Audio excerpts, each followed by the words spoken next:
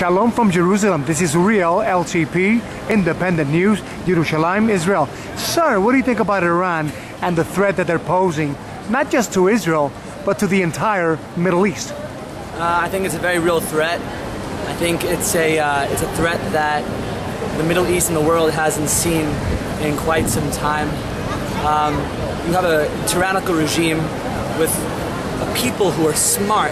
They're not part of the Arab world. They're Persian culture. They're very, very proud of such a thing. I think everybody wants to avoid war, but I think there's too much politics involved.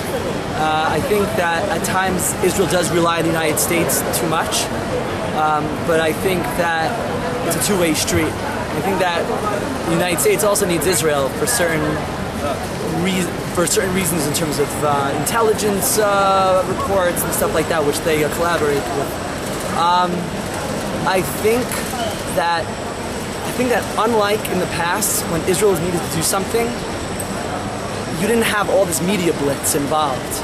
And whenever they needed to do something, whether the international community would have backed them up or not, they went in and they went out. Perfect example is in 2007, when Israel bombed the nuclear reactor in Syria. They asked the United States, and the United States they asked the United States to do it. George Bush, and Bush said no. Well, I don't know. And he actually went to Paul Wolfowitz, and Paul Wolfowitz said no. But Olmert did it anyway, and you saw the United States. Not just the United States, but the world didn't condemn Israel for it. They knew what needed to be done. I think that you need a real international coalition when it comes to something like Iran. I personally believe Obama when he says that he doesn't want to see a nuclear Iran, but it's an election time. He doesn't want to see him as as a president who wants more war. There are a lot of political points that have to be scored here. But I just hope for the best. And then you have people who think that this is the war of Gog and Magog, and this is the be-all to end-all. But you know what? Zealotry hasn't really gotten the Jewish people to a really good position. I think that now is very much similar to Second Temple period. And we need real achdut and unity amongst the Jewish people to have a solid voice. But I do see it as a threat, and I see it as something that the world really needs to come together on. Israel can't do it alone. Everybody knows that. Now let me ask you a question here. Yeah. Do you think that most Jews or all Jews are united about this issue with Iran or not? In Israel, yes. I think it goes across party lines. In America, no. I think Americans really care about themselves economically right now because of the job market. I don't think that like in the past when the economy was better in America, American Jews were putting Israel higher on their list of priorities because they didn't have all these problems at home to deal with. I think the priorities have changed. And I think that American Jews who are, by and large, more liberal than Jews here, because I think that the left has kind of died over the last X amount of years, definitely since Oslo in '93. They care more about the security of the state of Israel in terms of its borders and its relationship with Palestinians, and not Iran as much. But most American Jews are basically real comfortable in their lifestyles over there, and basically a lot of the non-Jews that live in America, Jews that live in America, basically don't know the reality of the fact of the matter that Israel is being bombarded by the Gaza terrorists on a weekly basis. Sure. And they don't sense that fear. We that live here, we sense the fear for the communities that are in Sderot, Ashkelon, Beersheba. Yeah. So basically, I don't know whether they get the information or not, but we certainly get this information because we live here. Yeah, they definitely feel removed. But my point is that this kinship between Israeli and American Jews, I feel, is eroding in some regards now. And I think that with politics definitely aids to that separation.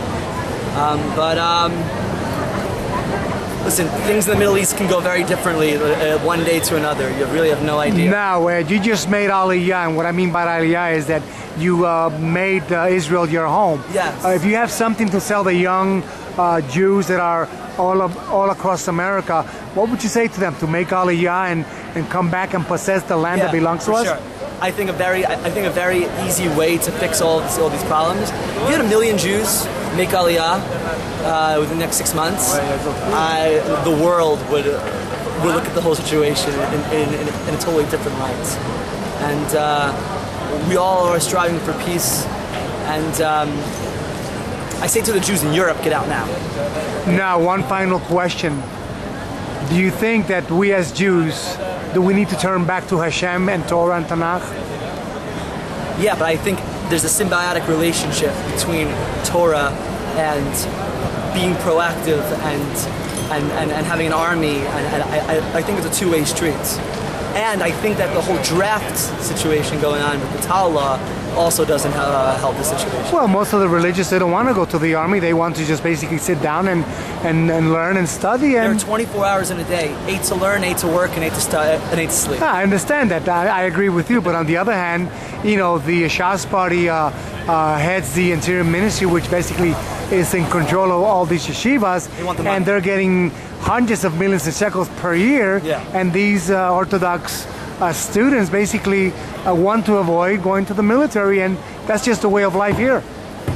I think it was the way of life here, but I don't think it's sustainable. I really don't. I don't think Ben Gurion really foresaw the situations at hand in the future. He really thought that everything would be okay in a generation or two. But I think if you had more achdut on that level, see, the world doesn't see Israel as unified. If they did, they would be more unified in their regard stands also, I think. Do you think Obama should get another 4 years? I know it's a very unpopular answer here, but I do. I think that actions speak louder than words. Well, he's been speaking for almost 4 years, and he basically hasn't done anything other than push Netanyahu to the side. In regards to what? In regards to Iran? No, in regards to the entire Middle East. I mean, the policies of the American administration basically have not worked. Well, yes and no, I disagree. Israel and the United States have never been closer when it comes to intelligence collaboration.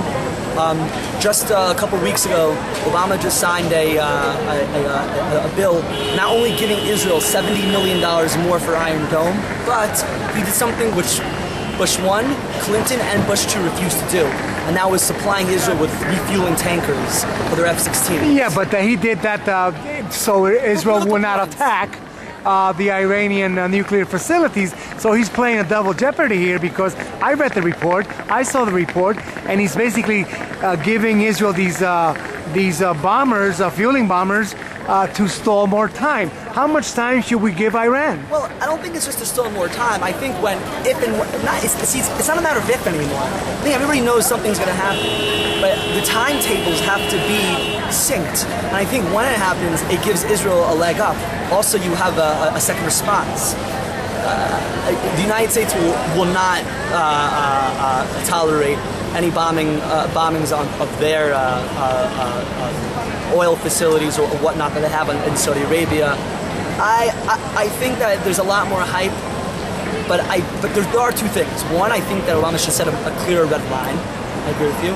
And two, and listen, I'm not so pro-Obama 100%, but I like to view things the way like there are facts on the ground. He should have come in and spoken to the Knesset. Well, General Dempsey just said that he's really not backing Israel if they do attack. I mean, so where do we stand? America also did just come out of Iraq, and they're still fighting in Afghanistan. Well, thanks to Bush. Unthankful Bush, unfortunately. I mean, I personally think that the Iraq war was the worst thing that could happen. We should have left Saddam Hussein. Saddam Hussein fought the Iranian regime for 10 years. Then we go and we push him out. Now we lost what, 6,000 American soldiers for nothing? And you have a Shia government in Iran and a power anti-Israel, anti-America, and so on. I agree with that.